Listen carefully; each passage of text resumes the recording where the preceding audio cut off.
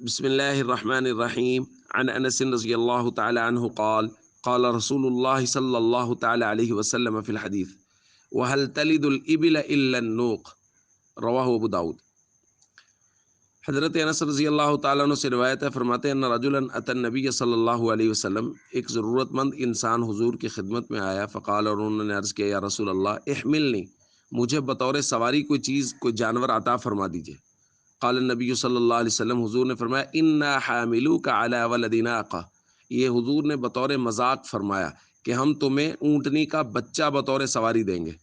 قال، انہوں نے کہا، وما اصنع بولد الناقہ یا رسول اللہ، میں اونٹنی کے بچے کا کیا کروں گا، کہ ظاہر ہے مجھے تو سواری چاہیے، اور سواری کے لیے تو بڑا اونٹ ہونا ضروری ہے۔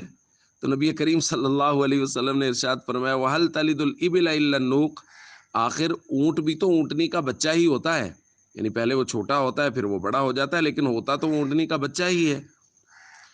تو دوستو، یہ حضور علیہ الصلوۃ والسلام کی دل لگی اور خوش طبعی کا انداز ہے، کیونکہ نبی کریم صلی اللہ علیہ وسلم ہادی امت ہیں، رہبر عالم ہیں۔ حضور علیہ الصلوۃ والسلام نے زندگی کے ہر پہلو میں امت کی رہنمائی کی ہے اور امت کو ہدایت دی ہے۔ اب ظاہر ہے انسان ہے، اس کی طبیعت میں خوش طبعی بھی ہے، مذاق بھی ہے، تو حضور علیہ الصلوۃ والسلام نے مذاق کر کے یہ ایک مزاح کا انداز اور خوش طبعی کا انداز امت کے سامنے رکھا ہے کہ اس کی بھی حدود و قیود ہیں۔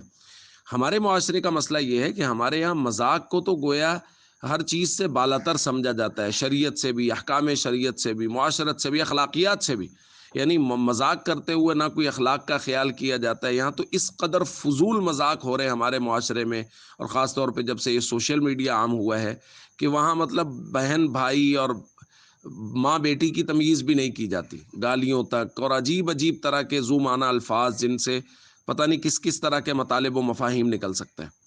اس لیے نبی کریم صلی اللہ علیہ وسلم کی ہدایت کے مطابق زندگی گزاریں، اور مذاق کرتے ہوئے بھی اس بات کا خیال کریں۔ دو باتیں بڑی ضروری ہیں، نمبر ایک، اس میں جھوٹ نہ ہو، نمبر دو، اس میں کسی کی دل آزاری نہ ہو۔ یہ سب سے بنیادی باتیں ہیں، اس لیے ان باتوں کا خیال کرتے ہوئے خوش طبعی بھی کریں۔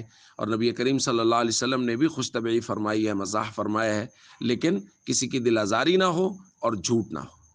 السلام علیکم ورحمۃ اللہ وبرکاتہ۔